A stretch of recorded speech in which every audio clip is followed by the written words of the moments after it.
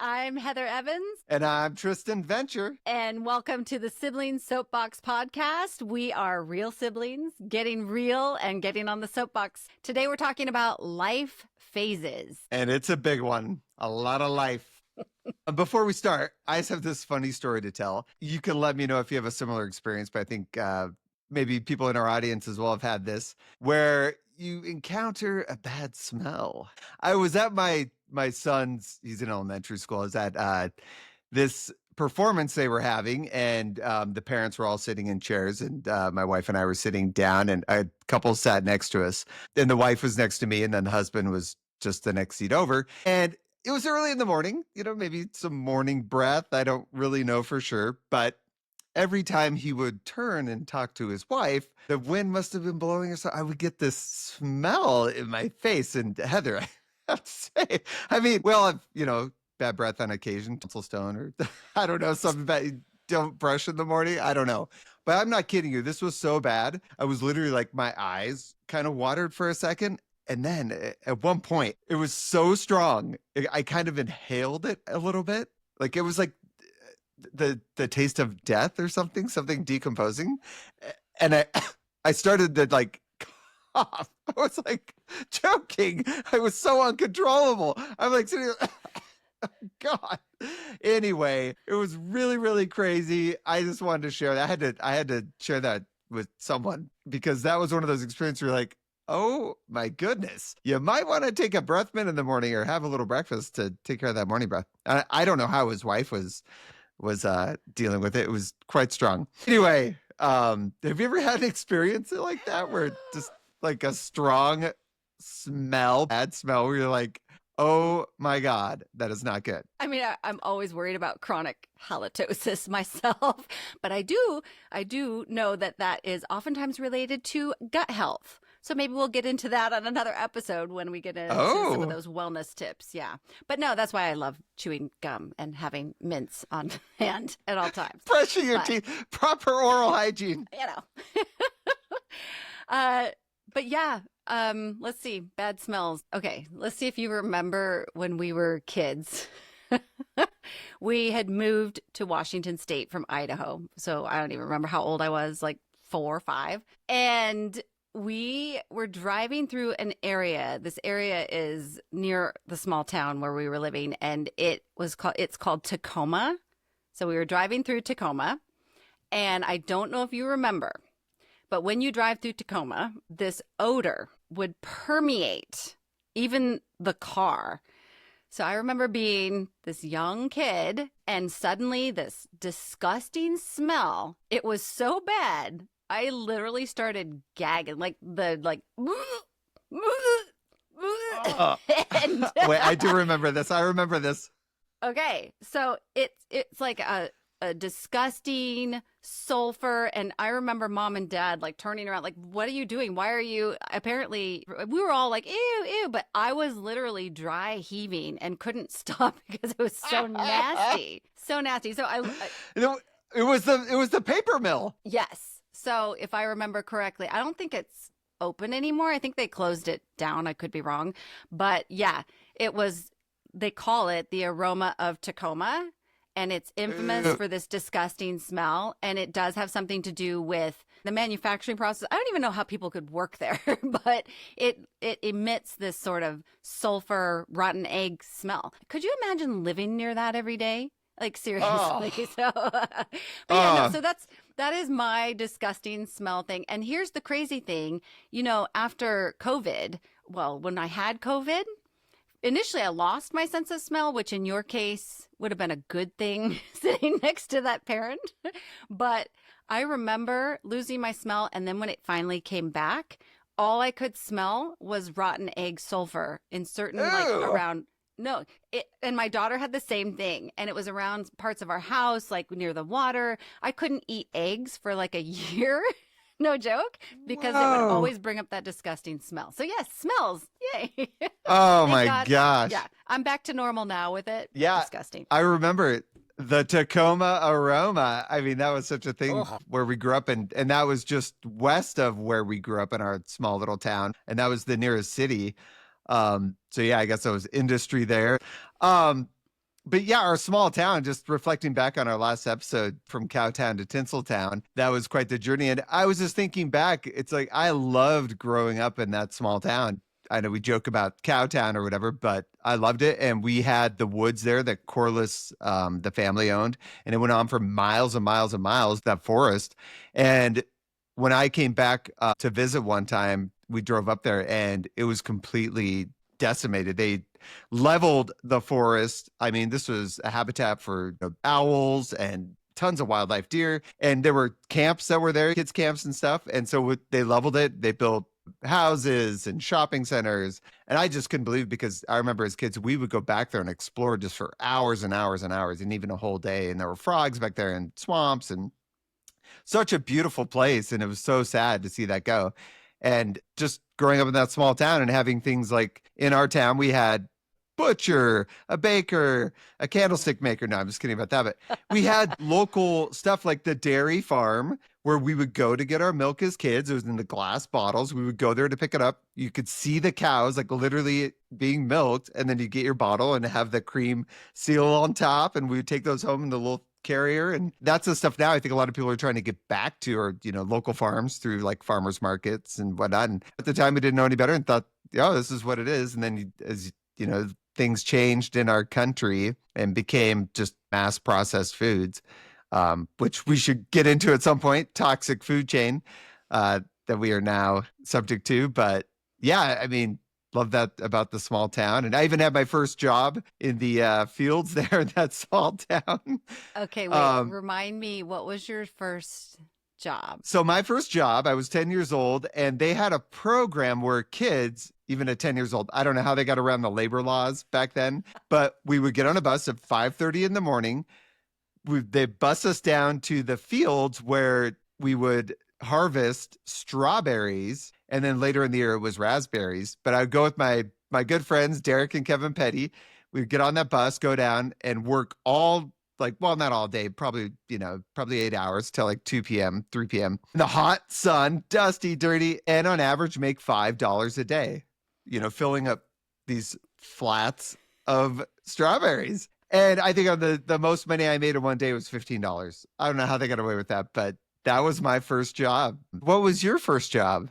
Do you remember? Was it something in our small town? I mean, I remember you were a hustler back then. You were hustling for that money.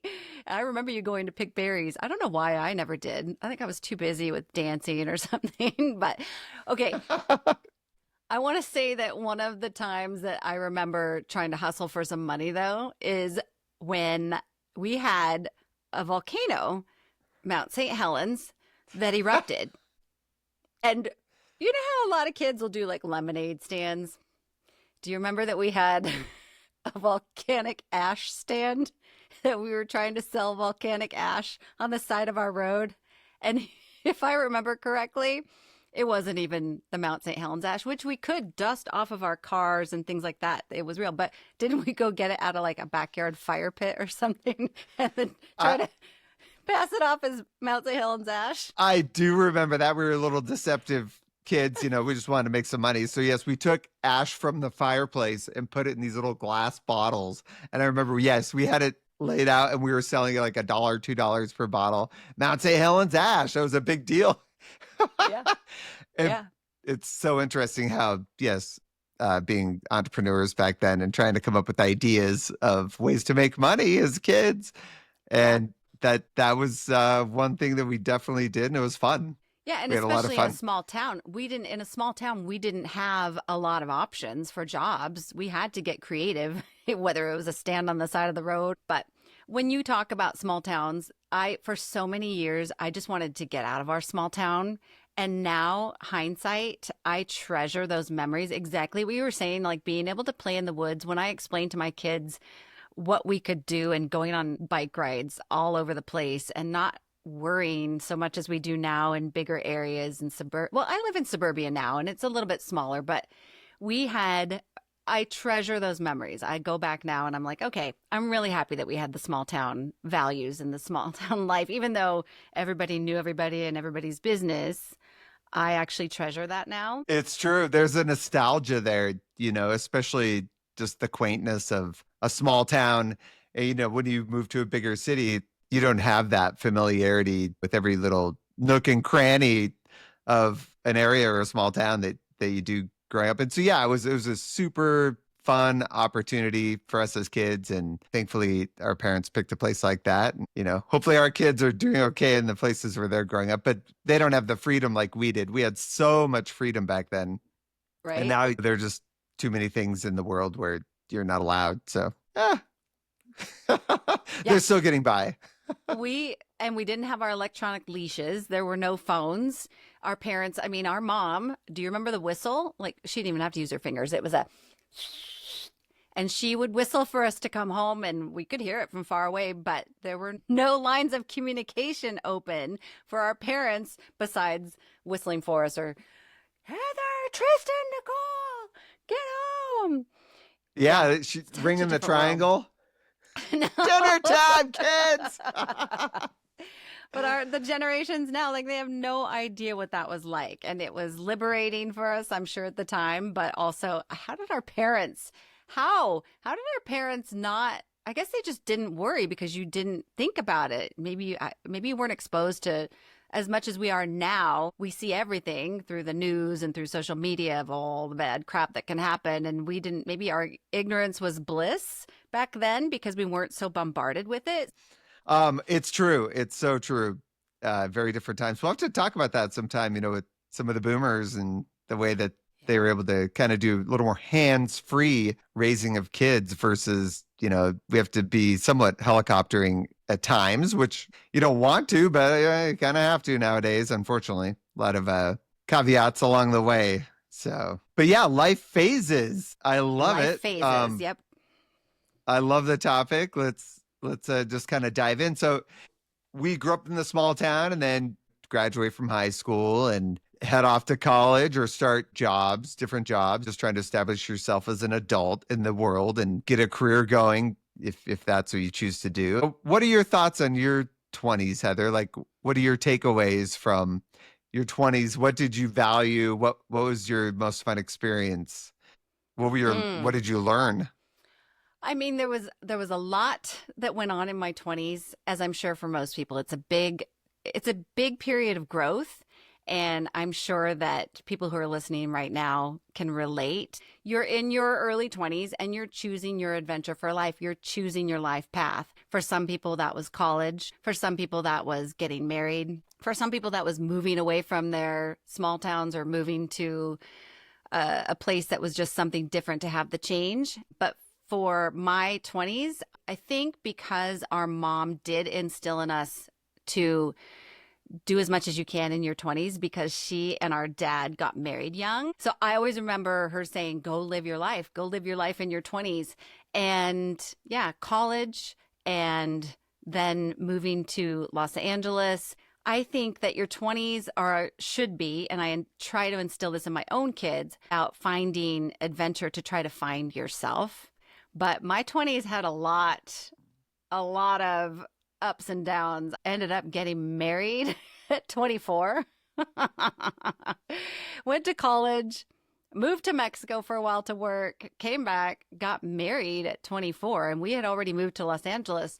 But I had this interesting thing happen in my life where I was craving adventure and craving new things, but also craving stability. And I'm sure that comes from being the product of divorce, our parents divorcing and feeling like everything became very unstable. I was craving that still in my life. So I had an interesting path of I want adventure, I want all these things, but yet I want to settle down.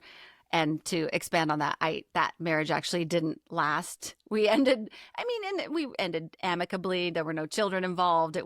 Nobody cheated or anything, but it was one of those moments, I think, where we're like, wait, I said, I don't think this is what I wanted. I think I want more in my 20s. These are the moments that I need to go out and chase. We had moved to Los Angeles to pursue our dreams. And if I was sitting in my marriage, I didn't feel like I was having all the opportunities. So I wonder if people want to comment about how maybe they were seeing themselves going on one path and then something shifted and they pivoted to another path, and how I think in your 20s, that's actually a really good time to do it, especially before you get settled into a career or a family. But what about you in your 20s? What stood out for you as like maybe a big life lesson or something that you did in your 20s that was pretty memorable, that changed your life? Oh, yeah. I mean, I think you're absolutely right, Heather. Your early 20s or even your late teens, 18, 19, is that pivotal point in your life where you make a decision. Um, you're going to try one of the paths. Like you have all these opportunities. It's a fork in the road where I'm going to go down one of these paths. I want to try something and see how it is, whether it's college, marriage, starting a career, whatever field that is. You're going to pick one, and then that's going to hopefully be the one that works out for you. I think nowadays, Gen Z, maybe we could talk to someone in that generation could chime in a bit, because now I think with all the different jobs you could possibly take, side hustles, no career is certain anymore, no jobs are secure anymore. I was in a long-term relationship coming out of high school, which was great. And so for me, that was a very pivotal time. The decision of I was either going to be an engineer and go down that career path, which was, I don't want to say set up for me, but it would have come very easily for me. I did some work in engineering, and I was a natural. It was an ability that I had for whatever reason, genetics, whatever you want to call it. But it just came to me very easily. I could have had that career, made great money, got married, just went down that whole path. But something in me always said, like, no, there's more. You have to do this. There's something more. And it's that voice in your head that says, hey, go take a chance, take a risk, do something different. This is it. This is your life. You have one chance. And that's when I just knew in my heart that I have to do this. I have to do something. And I will not be content or happy in my life if I don't. And that's when leaving that potential of a career, of a life with someone, and just saying, I got to go try this. Sorry, family. Sorry, person I'm in the relationship with. If you don't understand that, I just have to try this. I have to do it. And that's just part of the journey for certain people where for whatever reason, you have to do this. And you know that if you don't try, you will not be happy in your life. So yeah, moving to Southern California and exploring different film schools, and finally getting accepted into USC, which was very difficult. I was rejected 3 times, and I think it was the 4th and last potential time I finally got in. Kind of went in the back door there, met people, worked on projects, and then the rest of the 20s was great because I was able to work in the industry, meet a lot of people, and just go on exciting adventures on different film shoots and doing so many different things. And that's such an age. And we met a lot of great friends in Los Angeles at that time. And, we were all young and excited and all on our different career paths, whether it was in the industry. We'd all just somehow magically met up and created these memorable relationships that lasted for a very long time. And we had such an opportunistic time to go to that place and have those experiences that, I cherish that, and I always will my entire life. And it was also a foundation that really built who I am today. And I don't know about you, but those experiences that we had with those people, and the same thing with childhood friends, they last throughout your entire life. You may think like, oh, I just had that, friend in the neighborhood or whatever, but I don't know. I still even sometimes have dreams about kids from my childhood and my friends back then and those experiences, even at this age, even now, which I think is so incredible that those things influence you and last, and you carry it with you for your entire life. I agree. And do you wonder if maybe our generation, the Gen X, watching the boomers, watching our parents who had these cookie cutter lifestyles of get married, settle down, have a career that's supposed to last until your retirement. And we watched a lot of those basically fall apart or watched not just the people fall apart, the marriages fall apart, but even some of the careers. And I think that possibly for our generation made us rethink it. And we were trying to do things a little bit differently. In my mind, I was like, well, I am not going to be a 50s housewife. I'm getting into something. I've always said that. F this 50s housewife. No, but I also see, the generations after us now, and I respect that they're taking more chances at younger ages, and they're not just falling into that, and probably because they see that the machine is not something that worked for a lot of people in the long run, or it's not working now. So I love that we could take chances in our 20s and that we could find the adventures that molded us into who we are now even. I mean, you and I backpacked through Europe together at one point. I literally took a leave of absence from my corporate job at Warner Brothers, and we went off and had this, how long was this adventure? 6 weeks? I think it was 4 weeks. Yeah, we did 4 weeks in A month. our first time being to Europe. And I think we were the first ones in our immediate family that had actually gone to Europe and done something like that. So that was breaking out of the mold for sure, that growing up in small towns or whatever and just kind of staying there.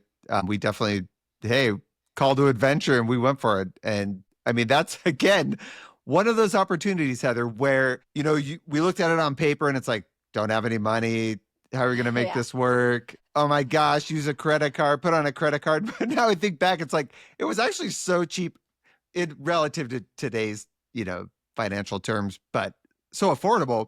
At the time, it was a huge risk for us because I think it was $1,500 a person, but that included flights, that included hostels, staying in, different low price hotels and stuff, and getting a Eurail pass and being able to just jump on a train and go between those countries. And not only that, we went to northern Italy, where our ancestors are from on our father's side, and we visited and met our family. I mean, that's something that, to have the freedom at that age and to just go travel and have that adventure and experience, as we know now, once you have a family, kids, it's so hard to be able to break away or afford to take everyone on a big trip. And, you're not going to have your family and kids sleeping in hostels. You could, but it'd be a little more challenging. My family's a little bougie. They probably wouldn't do that, or live out of a backpack. All your clothes are in one little backpack and you're washing your clothes in a sink. And, so yes, you're right. Those experiences of doing things like, hey, we're going to go to Europe for a month. I mean, it's just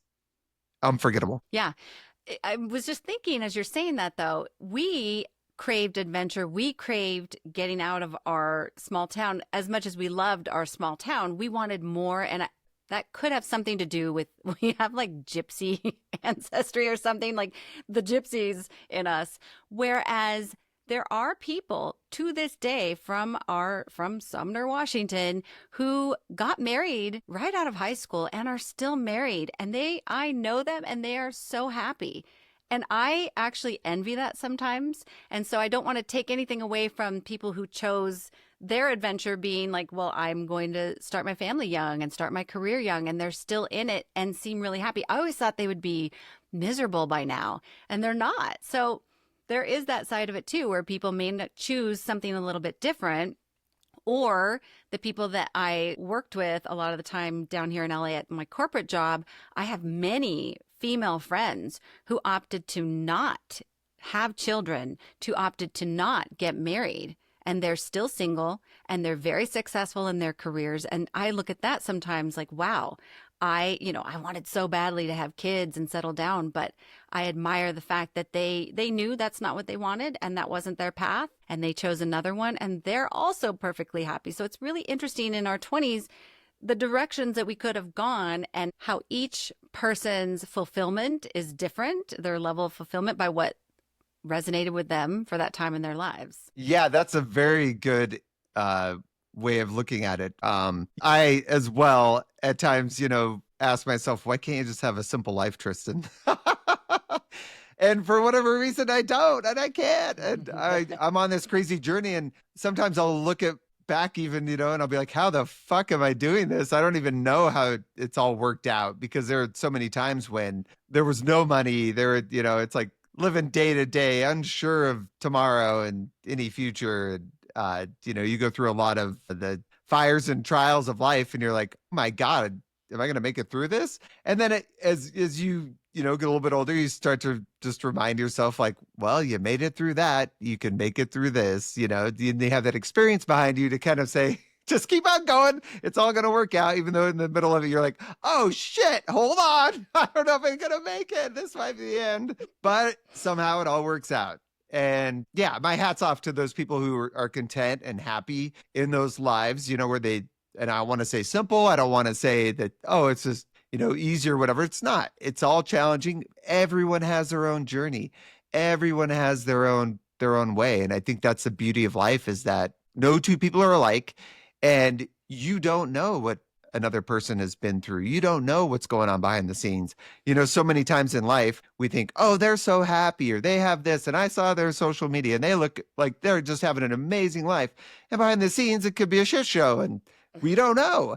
And so that's where we have to kind of respect each other and consider like, well, maybe they're trying to compensate for something else that's missing. You never know. Yeah. Hey, that's why we're here. We're on our soapboxes. We want to hear from other people on their soapboxes. I would love to hear people chiming in comments or messaging us. Let us know, what were some of the big lessons you learned in your 20s? We're talking about that decade right now. But I want to ask you, Tristan, if you could go back to your 20-something-year-old self right now and give your 20-something-year-old self a little piece of advice, what would it be? I would say, don't listen to the naysayers. Don't listen to people who may try to kind of distract you from your dreams and your ambitions.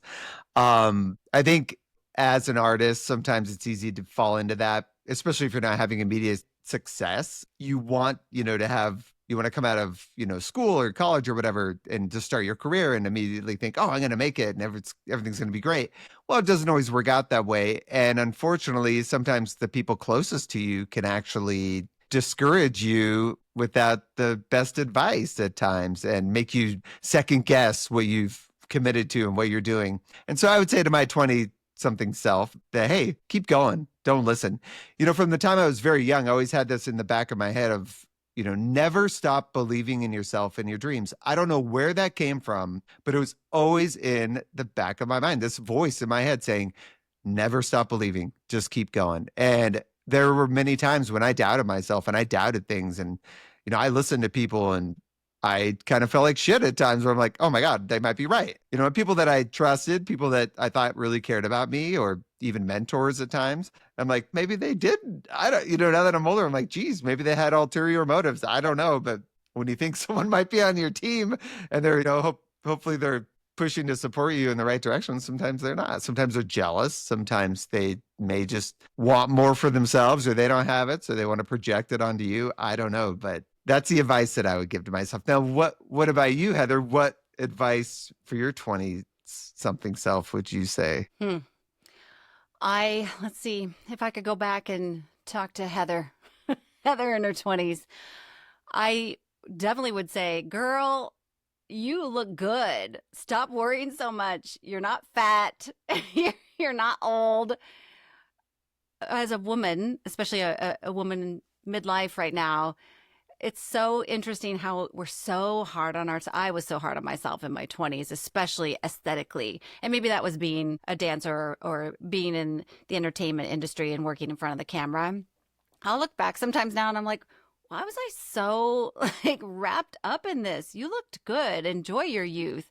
But I think that's part of the growth process. So I would tell myself, you're enough. Just as you are, you're enough. And stop trying to be something that you're not. Embrace who you really are. And I think that comes with age, though, finding more of our confidence and self-esteem. And back then, I also moving to work in an industry that it's a rough one when it comes to your self-esteem and your looks, especially as a woman, I think.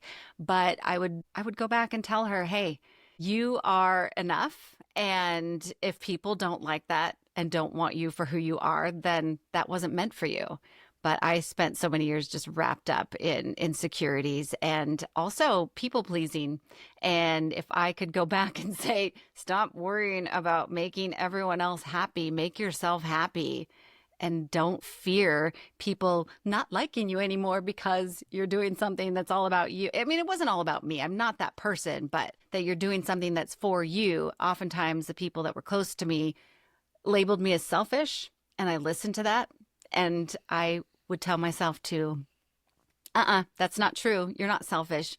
You're actually just going for something and doing something that you want. And that's not a bad thing. Yeah, that's great, Heather. So I won't go into this too deeply, but I think you're touching on this, what you and I both kind of have is these like people pleasers and wanting to care for others and help others and being empaths, which we both share. And we can dive into that on another episode. But Yeah, when you are that type of personality, sometimes people take advantage of it, and they do. There are just some people who might try to use it against you. And I love that adage of people come into your life for a season and sometimes they leave for a reason. There's just a time when you have to cut the ties. And I think that's always been difficult for me. But hey, if they're if they're not helping you move in the direction of your dreams, goals, and ambitions, maybe they're not so good for you, and they're kind of becoming the dead weight or trying to bring you down and not make the most of your life, which is so hard to do when you're a nice person and you're, honest and caring and empathetic. And that brings us into our 30s. I mean, did you have anything else on the 20s that you wanted to include? No. I mean, hindsight your 20s, 2020 about my 20s. No, I had a little different journey in my 30s. I remember hearing from other women, oh, the 30s are going to be the best years of your life. These are the times when you feel the most confident. These are the times when you look your best. And my 30s were my biggest growth period, but in many, many aspects. And I'm going to touch on a couple of things and I'll, kind of bring it serious for a minute. But for me, and I'm sure other people too, I started to experience some things and had to grow up fast.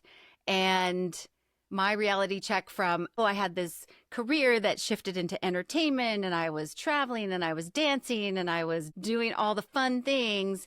Once I decided to get married and have kids, things really shifted into a whole new grown-up world for me, not just because of those two things, but we also lost our mom in our early 30s. She passed away from breast cancer. And losing a parent when you're young, and our parents started young with kids, so we were young, early 30s, and she was 57. To experience the loss of a parent that young, to have children, and I started having kids 33. So I was still in my early 30s. I had my second son born, he has Down syndrome, so a child with special needs. I was immediately put into a place of, I was already overly responsible as an adolescent because of our parents' divorce. Therapy talk here. But 20s, I was able to be like this more carefree, whatever girl. And I'm so glad I did that. I must have, there must have been something inside of me that knew, enjoy this, because in your early 30s, things are about to get real. And they did. They got very real. Being a parent of a child with special needs, losing a parent, it catapulted me into a whole different world. And so my 30s became something completely different than I even anticipated, in the best way, now that I can look back on my 30s. But it was definitely a decade of learning for me. And it wasn't until my 40s that things shifted into a different gear as a woman, kind of coming out of these tumultuous times.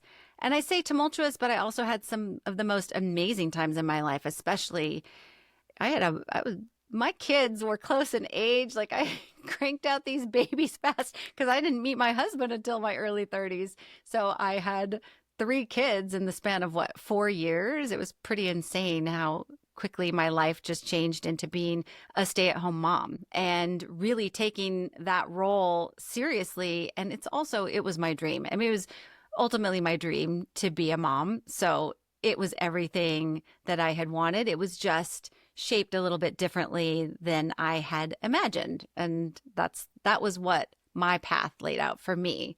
And I wouldn't change a thing now, especially all the things that I've learned from going through times, difficult times, challenging times. But it was such a huge growth period for me. So you had said for you, it was an era of growth and seeking therapy. So I wonder how other people are in their 30s. If, I would love to hear from people who are listening. Did you spend your 20s being more settled down and then your 30s became a little more wild child? Or did you spend your 20s having all the fun and then you started to settle down, even if that was in your career, or with relationships or families, whatever? I would love to hear other people's journeys. Yeah, definitely. And that's the great thing is to hear different people's stories. And if our audience, anyone wants to chime in, we would love to hear that because I think we're all on this planet, whatever you want to say, and we're all trying to find ourselves and find our way. And another adage, no, I'm just kidding. Another thing that always struck me that was beautiful, and this is a Joseph Campbell quote, is that we're not trying to find the meaning of life. We're trying to find meaning in life, and how we all, each of us individually, go on our journey and discover that meaning is unique to each of us and our perspective on our choices and our experiences. And that's what's beautiful about sharing things with other people is that you learn like, wow, I can kind of relate to that. Or, oh my gosh, they really had a crazy hard time. Or I had it, so easy during that time. And how it's different for everyone, those phases of life. And yes, our 30s with the loss of our mother was a very difficult time and I would love to hear anyone in the audience, their thoughts on this, because when you lose a parent and especially your mother, you really start to come to terms with your own mortality and your own life. Like, wow, there is an end to this and it's not going to be forever, because I think in your 20s, you're just like, oh yeah, whatever, I got my whole life to live. It's going to be great or whatever. And then when you have a parent, especially when a parent dies at a younger age, or even if you lose a friend or a loved one at a young age, you kind of realize like, wow, at any moment, hug your people that are close, love them dearly, because at any moment it can all go away. It can be taken away. And when you lose a parent, that's really, especially the mother, the person who brought you into this world, who birthed you with life, when that person's gone, it's like, oh shit. It's a whirlwind and it's difficult for your brain to process, difficult,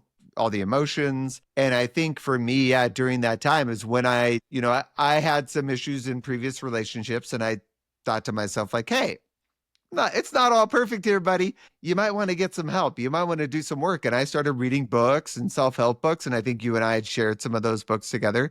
And I started going to therapy and exploring that as a resource to come to terms with things, especially with, grievance counseling. That was very helpful. And just trying to process and understand emotions and deal with them in a healthy way. So that way I didn't just try to put it away like, oh, just keep busy with work or do whatever I had to do to not deal with it, and kind of like, oh yes, of course it was hard, because on any given day when you lose someone that close to you, there'll just be that moment when you start crying, when you start having a breakdown, when you're like, wow, those emotions are there, and you learn all those tools that you can use to deal with it in those times and to have a healthier outlook on life and death. And then when it comes to raising kids, how you can utilize those tools to be a better parent. But yes, 30s for us sounds like a decade of growth and kind of introspection. Yeah. So that's why I would love to also hear from other people what the 30s were for you. I'm really curious now. So like we had said, drop your comments in and tell us a little bit about your decade journeys. What was life in your 20s like? What was life in the 30s, 40s, if you're 50s, if you're 60s? We would love to hear more from you. That's what this is all about. Real talk. Moving on to our 40s.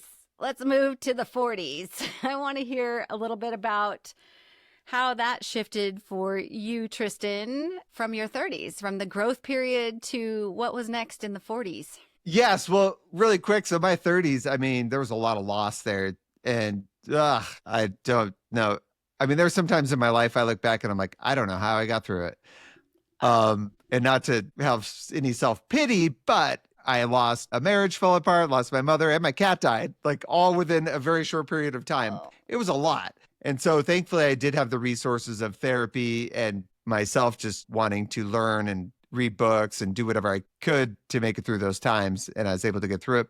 So when I came into my 40s, I was like, okay, probably missed the boat on marriage, family, and all that. But hey, I'm going to be an uncle to these wonderful kids. I have 2 nephews and a niece, and I'll be that great uncle. I'll show up and have a good time. And during that time, I sold my house in LA and bought a place in Big Bear, and I was just going to maybe be a hermit and go live in the woods like some of our other family members have done, and just go into the woods, deep into the woods, and leave Hollywood. And you never know where it would go from there. It was really the unknown decade for me of wherever God guides me, I'm going. I don't even know. So I just kind of went with that. I had suffered so much loss. A lot of things have been disappointing career wise, relationship wise. So I think I needed to go into the woods in order to find myself again. Well, and did you find yourself?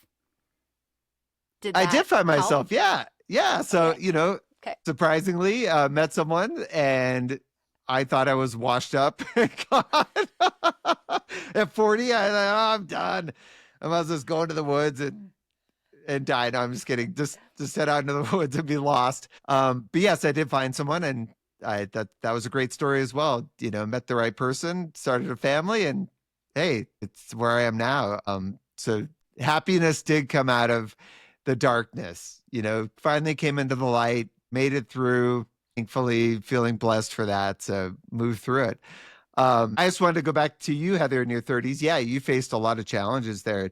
Being a stay-at-home mom, kind of being thrown to this, and that's a lot of responsibility. And I think now society has kind of moved towards an appreciation for a parent that stays at home and cares for the kids. Whereas, in the past, the boomers, maybe they didn't. And they said, oh, women are just at home watching soap operas all day. Then what are they doing? Maybe a little bit of laundry, sipping on martinis. And we know there's no truth to that. As we both, We're eating bonbons. yeah, the complete farce of a narrative. We both know, as we've both been stay-at-home parents throughout the years, alternating with our spouses, and learning like, hey, it's not that easy. It's a lot of work, sometimes more work in different ways. Anyway, so you made it through that huge transition in your 30s, and then you said you came into a decade kind of prosperity, or just feeling better about things. Could you just elaborate on that a little bit? Yeah. So my 30s, coming out of it, I had also experienced kind of a scary health thing. But in my 30s, my God, they were like, wow, I guess I should just look back and go, thank God I made it through. It was a lot. My 30s were a lot, which always made me realize, like, okay, I'm so glad that I did all that stuff in my 20s. And I did say that to myself, like, if I'm going to settle down and have a family and be a mom, I don't want any regrets. I try to tell my teenagers the same thing. Like, if you really, really are called to get married young, okay, but if you can, go have all the experiences and all the fun and all the life lessons in your 20s, so that when you're in your 30s, or when you do choose to settle down in whatever way that is for them, that you don't have regrets. And so I never had regrets. I never did, which I'm so happy about. But it was heavy. My 30s were heavy, lots of stuff. So to be able to come out on the other side, and the prospect of turning 40, for some women, that can be, or men too, can be like, oh my God, my 40s. And I was ready. I was like, you know what? No, I think this is actually going to be a really good decade that I'm entering. And it was such a period of, I had gone through all the muck and the mud and all the crap so that I could come out and bloom more in my 40s. And that was, okay, I've got kids. My husband and I we agreed that I could be the stay-at-home parent because I felt that was so important, and especially having a son with special needs. And we had a lot of sacrifices we had to make. But we did it for their sake, and it was wonderful for them. I'm so thankful that we got to do that. I did have that period in my 30s where I was like, okay, but what about me? Like, I never wanted to lose myself. I knew I was a mom. I knew that was an important role, but like, okay, but what about me? And I did watch my friends in their late 30s having these super successful careers, and they feeling like a little pang of jealousy. Like, what could I have been? At one time I entertained the notion of being a lawyer. And at one time I wanted to be a broadcast journalist. And then, of course, the entertainment, like, oh, well, I had done the dancing, but, what if I had become that television host that I wanted to be? Wow, did I just miss out on everything? And that was a difficult time. But I started to crawl out of it, meaning, okay, but you're not dead. So you're still alive. You're just turning 40. It's not going to be that bad. I thought, oh God, is this going to be the end? And it turned into a beautiful segue into something of coming back to myself, which I was so happy in the long run that I was kind of brainwashed. Like if a mom wants something more, if she wants to go to work or if she wants to spend time with her friends, that's selfish. And I really had to push that aside and say, no, it's not selfish. It's actually, it's like that whole thing of put your mask on first on the airplane, your oxygen mask, so that you can actually take care of your kids. Like I needed to be fulfilled, and I wasn't fulfilled for a long time when I was first having kids. And I needed to go find that in order to be a better parent, a better spouse. And I did. I mean, I went out and got dance back in my life, which I never thought I would do in my 40s, but I did it, and I found another way to still have my passions nurtured, which was amazing for me. Yeah, my 40s, we can get into the 40s, dive into them a little bit more, but that was my segue into my 40s. Yeah, and that's beautiful. And I think hats off to you and all the mothers out there that as a mother and, as a primary caregiver for children, whether it's the mom or the dad, or if you adopt or whatever it is, you are the primary caregiver and you are responsible for their well-being. And hopefully if you're a truly caring, loving person, yeah, they become your number one priority. And yes, your needs go on the back burner. And you think as a culture and society, we need to appreciate that a little bit more and say, hey, these people are busting their butts and they are working their tails off in order to create the next generation of people who are going to be a part of this society or culture.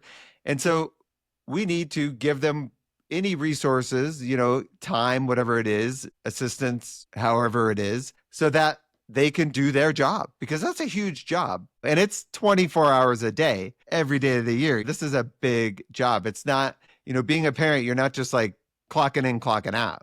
You go home like, oh, I'm going to Netflix and chill and just do whatever I want for the time being when I'm away from the job. No, you're on that job all the time. And so hats off to you and to all the caregivers who are out there taking care of their kids, because it's a job, man. It's not easy, especially nowadays. I think back where in our society where we could have one parent that worked and made enough money, and you had healthcare and you had all the things you needed, and you go on the vacation, you had a nice car and nice house, everything was very affordable. But nowadays, I mean, there are two parents working, trying to make ends meet and trying to raise the kids and being up in the middle of the night and going to work the next day tired. It's not easy. And we need to value that more, I think, as a society. We need to put more value and emphasis on that of, hey, maybe we don't need to work as much and we should be compensated accordingly when we're contributing, to the society and raising families. I have to give a shout out because I have more than a handful of mama friends who were able to juggle both. And I always thought it was a sacrifice. Like if you're going to be a stay-at-home mom, you're a stay-at-home mom. If you're a working mom, you're a working mom. And I see these women and I have so much admiration for them because they're able to do both. They are incredible at their careers and what they've chosen. And they're also incredible moms. I'm so blown away by it because I'm like, you can go work that full day and then you can come home and you're on. Like you're still cooking, you're still cleaning, you're still taking care of your kids. And I used to always be a little judgmental, admittedly, thinking, well, their kids aren't going to turn out, the same as good as mine. I'll admit that.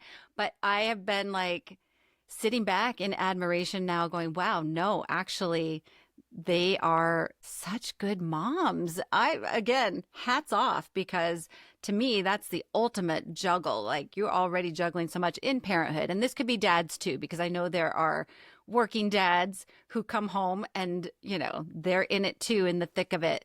We've been a little different generation, ours has. And I think both parents, like you said, may have to work in order to just make a living. And so coming together at the end of the day, you're still in it. You can't just, okay, kids, go to bed. It's a lot of investment.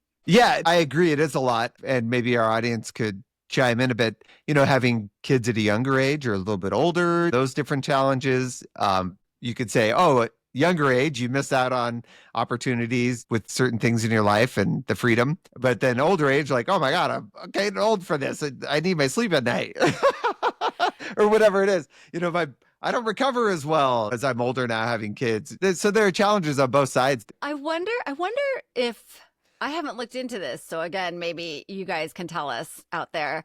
Millennials, Gen Z, are you guys looking more towards having kids or settling down at a younger age again? Because I think you guys are getting more creative with your incomes and having, I think, a little more freedom, not just being, like, I've got to have this job, this 9 to 5 job, and this is my career, and I'm going to be here until I'm 65. You guys are getting more creative. I would love to know if that's changing. Like, our pattern was, I think, we watched our parents settle down too young, so maybe we were like, we're not going to do that. Where are you guys now, my millennials and Gen Zers? I would love to know more. Seriously, drop a comment and let me know. Yeah, let's hear those comments, because I know birth rates are on the decline around the world and also in the United States. So yeah, what are you guys doing? Are you maybe not having kids at a young age? And what are you what are your future plans? Are you guys thinking ahead? Like, where do you want to be your 30s, 40s, 50s? And going back to kind of that perspective when you were in your 20s, early 20s starting out, I remember you kind of have these achievement goal timelines, right? Oh, by the time I'm 30, and I remember people in film school, by the time I'm 30, I'm going to be doing this, or I'm going to be doing that. By the time I'm 40, I'm going to be, at this point. And I don't know why, for whatever reason, I never really had those hard, like, goal timelines where I had to do stuff by a certain age. I just had this in my head, this voice always saying, like, God will know where it's going to be. It's just going to be what it is. Let it just be. It'll all work out the way it's meant to work out. And so I think for me, you got a soapbox there, Heather. Let's hear what you have to say. But let me chime in here really fast, brother, because I have to wonder. Here's my soapbox moment. If you had that luxury of, I don't really have a timeline because your biological clock wasn't ticking. As a woman, I think if you want to have children, your timeline, you literally hear the tick tock, tick tock, tick tock, because you're like, they tell you, you're by your 30s, you need to have babies. And so I wonder if men have a little more luxury, like no pressure, but we as women do, because, and then shoot, I've got to have this career in place before, that happens, because that's a whole other topic, I'm sure, that we can go down on another episode. The difference between men and women when it comes to also aging in careers and aging in the dating world, and your biological clocks and our biological clocks being a little bit different. Oh, yes. I think that's a totally separate episode. We should definitely go down that one. I love that topic. Very relevant. I would really like to hear from both men and women, their take on that, because I have to say, even getting into my 40s, I kind of thought maybe my sperm were no longer viable. I don't know. I was like, maybe I'm just done. I'll be an uncle. I mean, that crossed my mind many times. I'm like, I'm too old. It's not going to work out. But luckily, early 40s, it did work out.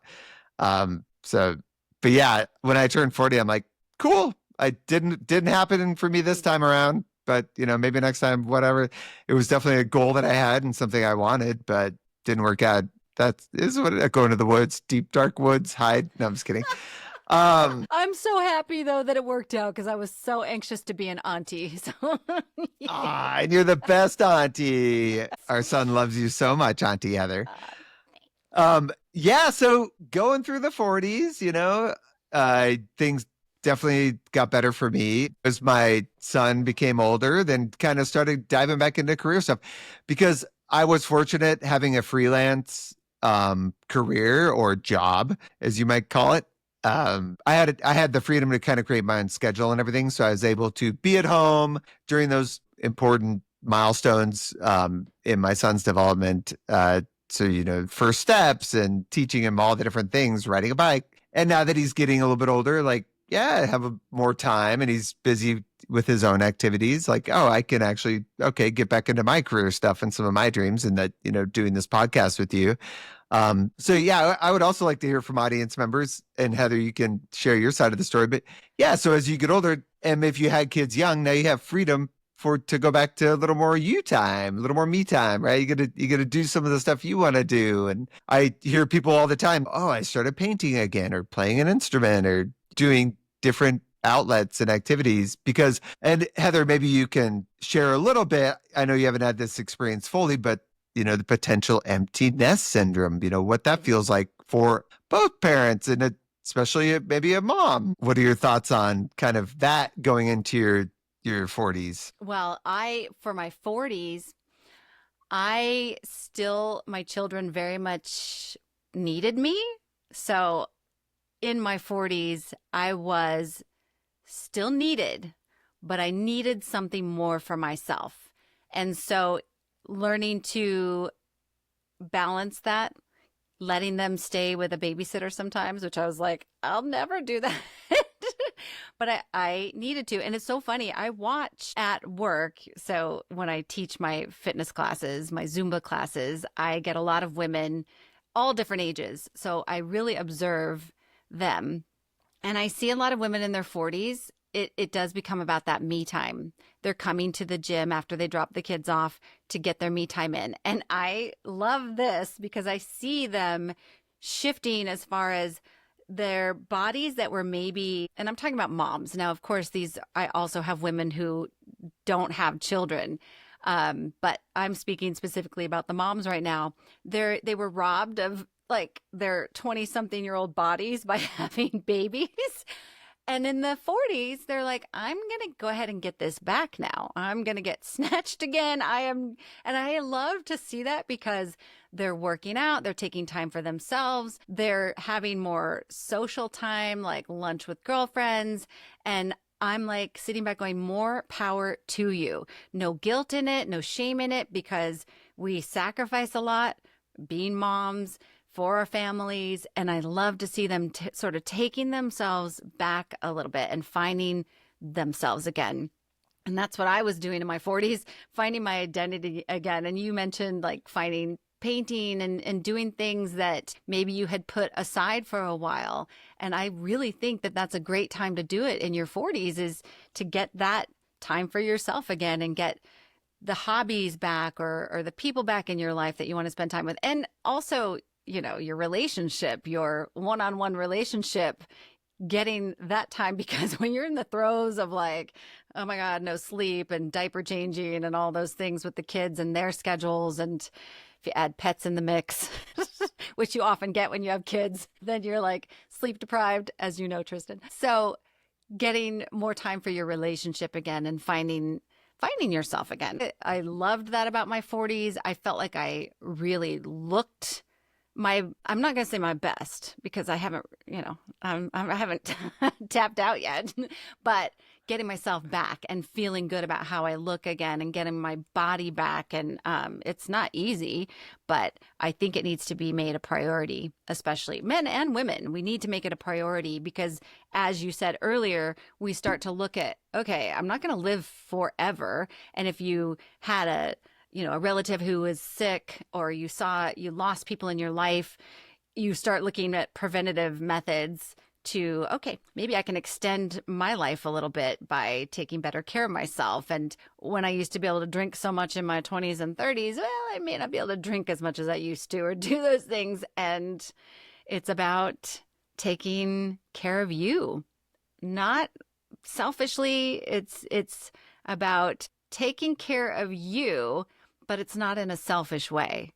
It's to preserve yourself. Oh yeah, definitely. And I think that takes us into like self-care, where as you reach, into your 40s, you start to become a little more aware of like your physical body and like, oh yeah, I'm not invincible, or, aches and pains a little bit. Hey, what's going on here? And then maybe parents becoming elderly and kind of seeing their health issues. And yes, it does kind of give you a different lens to look through, where you're like, okay, now I'm seeing this a little bit differently. And if you think about it, midlife is actually at 35. They say, oh, it's 40 or 50 or whatever. truly midlife is really 35. If you live to 70 or 80, it's somewhere in I'm like not going to 30. accept it. No. Well, Really? no, but No. not mid, but we have to remove the negative connotation of midlife. You know, True. midlife doesn't mean like, oh, this is your halfway point of life or death or whatever. It's not that.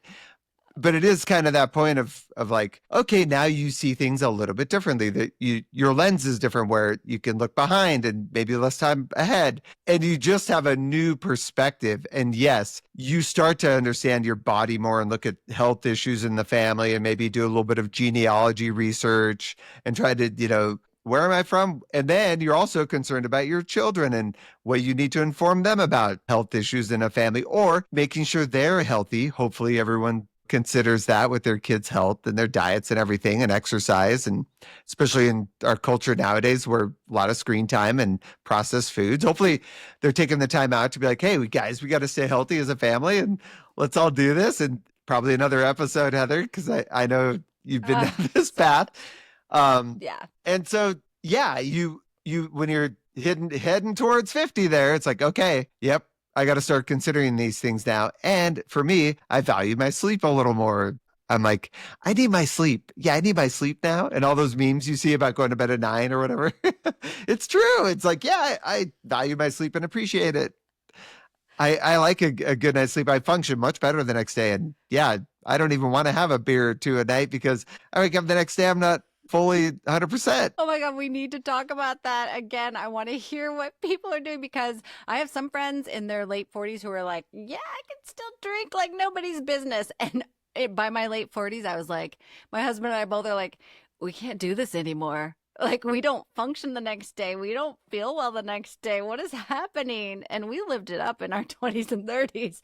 40s, I was like, well, maybe I don't want to drink like I used to. What big pharma cocktail are they on? I want to know. Oh, no, I'm just kidding. I probably shouldn't say that. We're going to get shadow banned. Oh, they're high on life. It's that Adderall No. must really be kicking in. That Adderall does you well. What is it? The meth moms of Orange County? No idea what you're talking about. We need to talk about this on another one. I mean, that was the rumor that all the moms that Orange County, what was it, the show, like the Orange County Housewives or whatever?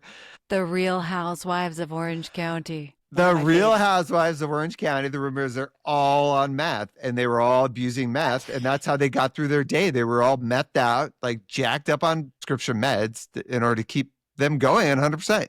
That was the rumor. Meth or prescription meds? Like, there's a difference. Well, methamphetamines, which are present in, certain drugs, that they're derivatives of Sudafed and right?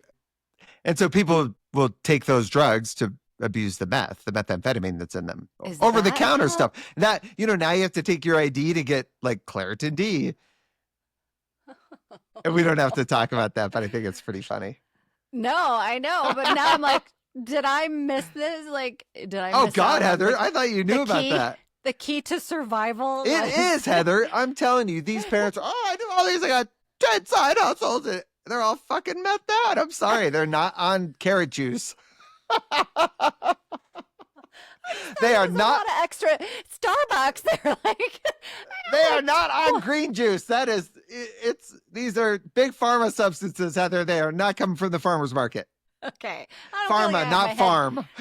Pharma, not the farm. I don't feel like I have my head buried in the sand, but maybe I didn't know. Okay, that's good to know. So listen, everybody is, of course, never going to believe that we are in the next era of our lives, the next decade, because, how would you believe? Not kidding, but let's talk about our 50s. We're both here, right? Yeah. We are both here. Let's move into the 50s, because I know a lot of people out there. You're with us. You're with us on this journey. And I especially want to dive into, and this is the beauty of a brother and a sister, the male-female perspective biologically with our 50s. So Tristan, tell me a little bit about, and early 50s, may I remind people. So we're just starting, but talk to me about your journey into this decade. Yeah. So I think what's interesting and kind of an anecdote is you live your life doing all kinds of crazy fun things up until this point. And then you get in your late 40s and 50s and you're like, oh, interesting, a little more aches and pains. The things you start to kind of celebrate are, oh my gosh, I got my blood work back. I'm all good. I don't have any health problems. Or just got that colonoscopy done. All clear. Yeah. It's all And you talk good. to your friends about it. You're like, did you get yours? Yeah. Hey, did you get the checkup, do your prostate and your anyway, yes, you get all those checkups and then a clean bill of health becomes incredibly valuable and it's something to celebrate. You're like holding up your lab results. Look, honey. Yeah, it's a different time, but at the same time, I mean, I think when you reach 50, there is, for some, there may be kind of that, I don't know, feeling old phase of life. And then I think there's also a reason to celebrate and be like, for me, it's like, holy shit, I'm still alive. I can't believe it, actually. I'm still here. And at the same time, like, okay, now I got to really continue to be healthy and do my regimen of exercise and eating right and, embrace it. I think it's a beautiful time of life, especially if you have kids, even no matter where they are in life. I know a lot of people, once they reach this age, their kids have graduated from either high school or college, and celebrate that. And yeah, another phase of your life. That's such a beautiful thing. What about you, Heather? How do you feel that's the male perspective? And again, one thing we haven't touched on that I just want to mention is I think the boomers kind of went through their midlife was like, oh, get a divorce, no big deal. Me generation, live and do whatever you want. It's the me generation. Family, that's overrated. You don't need to keep the family together. We'll be the Brady Bunch family or whatever. Nowadays you have blended families, like nothing against that. But the boomers were kind of in this mentality of like, oh, yeah, you don't need to be married. You go live your life, find the best you and be happy at your midlife point. And that was probably a product of getting married too young and not having any individual experience to build off of and know that you kind of sowed your seeds and did your thing outside of a family, and having a family be like, wait, I didn't get to do what I want to do. So I'm glad that I think it's kind of the paradigm has shifted a little bit to where families hopefully now, even if they're not sticking together, form blended families or whatever it is to just create a little bit of family unit and stability especially for kids coming into the world and needing to have that support emotionally, and just some sense of a home with a parent or parents and some well-being. That's just kind of my general take on it. But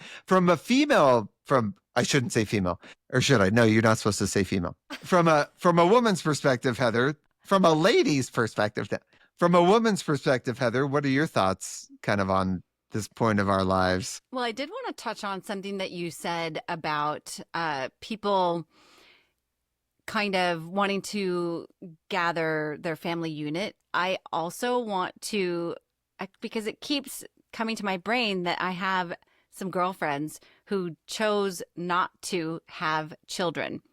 And I think this is very important to address or to talk about, because they also, what I'm seeing, want that unit, right? But their unit comes in a different way, and it's gathering up not just their extended family or something, but their friendships, their relationships, their circles, and they become very close knit, and they have that support, but in a different way. And I want to talk about that with some of you out there who are on that journey.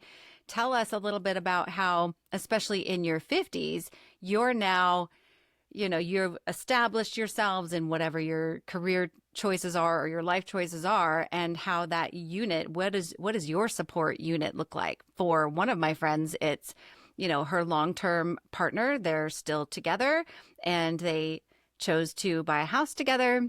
They have pets together and found contentment and in that way. And then another girlfriend who, no marriage, no relationship, but is surrounded by all of these incredible friendships and that sort of support system. I would love to hear how other people are establishing this decade of their lives and their units and what their units look like. And I love the pet thing, fur babies, right? I mean, I think for some people, hey, having pets and animals, that's great too. I think whatever you find the fulfillment on that, your personal journey, we live in a society that at times is very judgmental of others, and you have kids or you don't have kids or you have animals instead of, whatever, man. It's like, if it makes you happy and it makes other people happy, great. We all need to, I think, respect others in their choices and whatever brings them happiness. And for some, that's having kids or not having kids, or for some, they have to step out of a relationship when it's, there are certain issues that are unbearable or it's just not working out. And then people that figure out how to bring multiple families together, like a blended family situation, and make it work. I mean, there are just so many beautiful, wonderful things that I think for each of us, it is an individual thing. And yeah, we would love to hear those stories from our audience of, hey, what worked for you and how was your experience through your phases of life and where are you now? Whether you're just starting out or you're older and you're a boomer and you've seen it all and done a lot. And how was it for you? What advice would you give to others or to your younger self? What would you say? And I think maybe we can kind of wrap up on that, Heather, unless you had something else to say about the 50s. Like what is it that you would give kind of an overall advice, now that you've reached into your early 50s?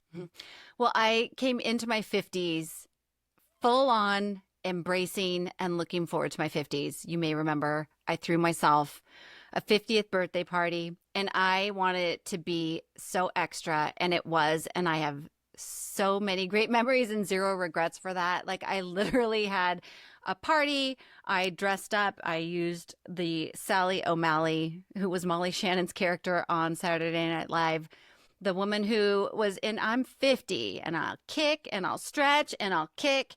She became like my icon for this entering into my 50s.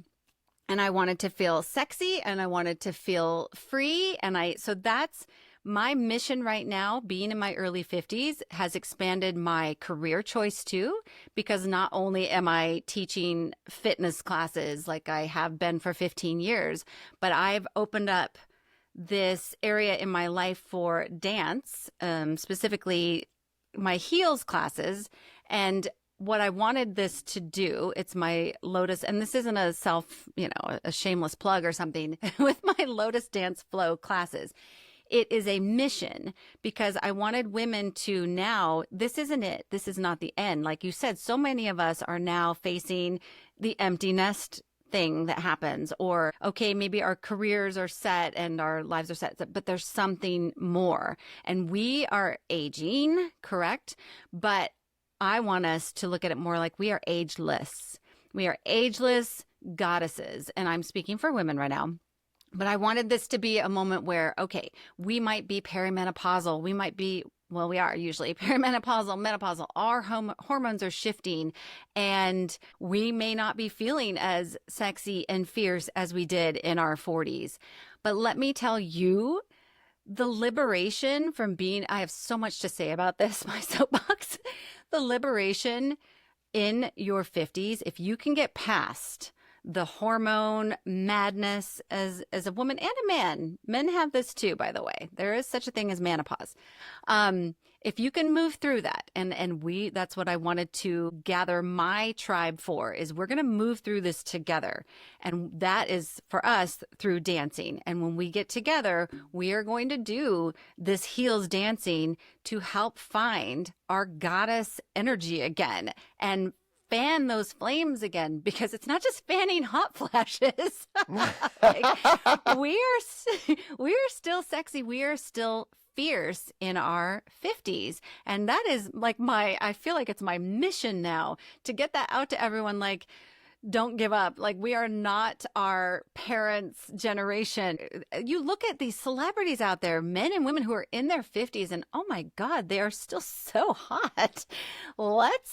Let's claim that. So that's where I'm at. Let's claim that. Yes. So we can get into on another episode, the aches and the pains. And I'm like, okay, yeah, Sally O'Malley, kick and stretch. And I'm like, oh, but my sciatica and oh shit, that hurts.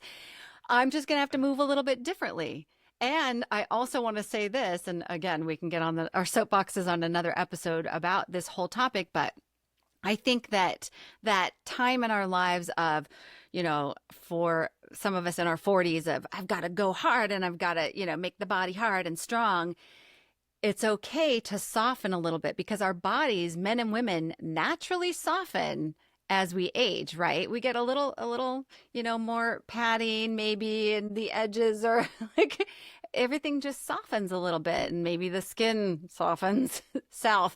But I want us to embrace that. We were like in our 40s to try to and maybe that's not the case in our 50s. So we soften a little bit, we keep the flames fanned, and we move into this next decade in this enlightened way. And that's what I feel like there's so much wisdom that I've garnered from the life I've had to this point. That's why I think of this as midlife. Maybe, I would love to live until I'm 100, the centenarian mentality. I would love that. But if this is midlife for me, as far as like, this is my big blooming time where this is about my next chapter. And I think for a lot of people, that's what we can now push through into our 50s as what is next. It's not the end. And our careers, I think you and I can both attest to that. Our careers have changed and maybe they're not where we thought they would be, but we're getting creative. We're picking back up like you and I with this podcast on something that maybe we had just sort of, okay, let's put a pin in that and hold on. And we're back in it. And I love that we can now, going into this decade, try new things, do other things that we always wanted to do. And we have the time now. We can do it. And we have the wisdom. Oh, that's beautiful. I love it. Soapbox that's right. Moment.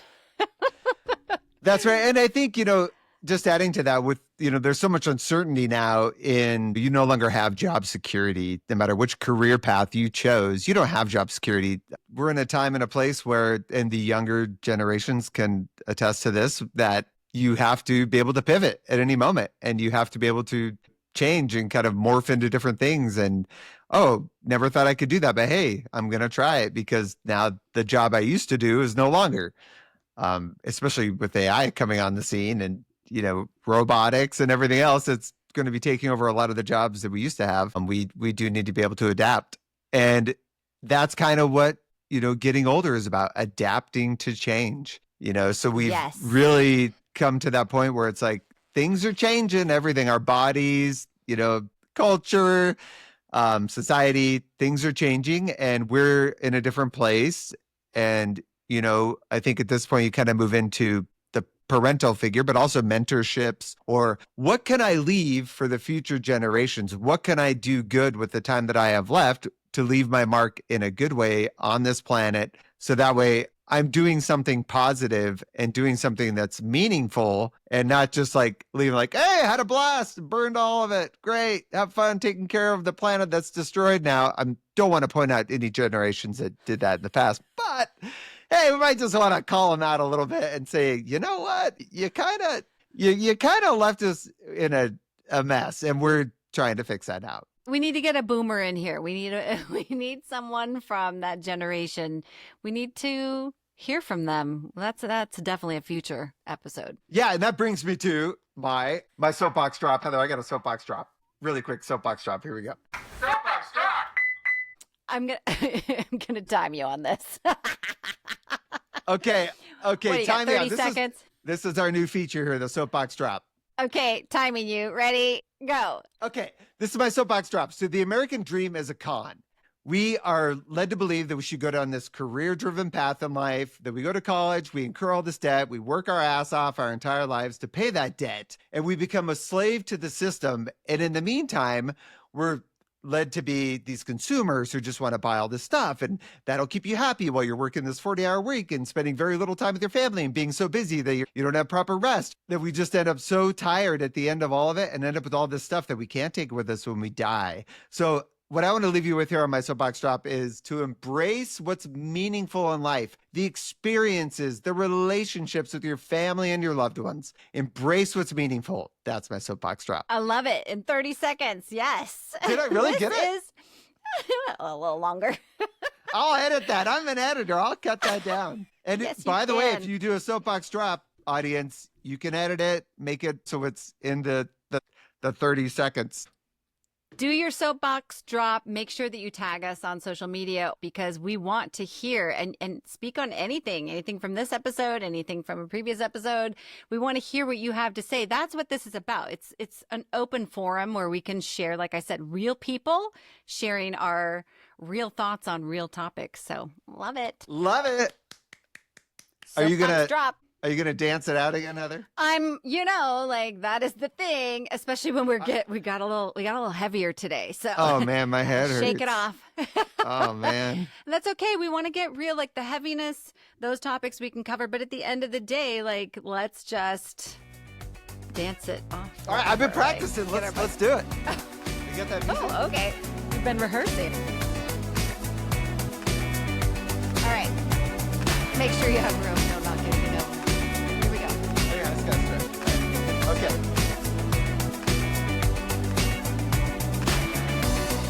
Don't lose the mic. Don't lose the mic.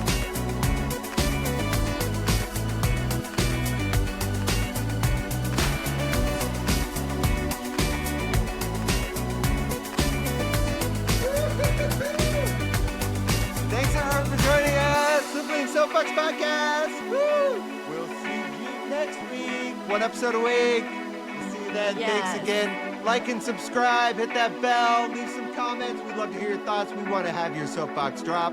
Tag us, and if it's great, we'll feature you on one of our episodes. Future episodes. Thanks, guys. Yes. Don't forget also to follow us on social media.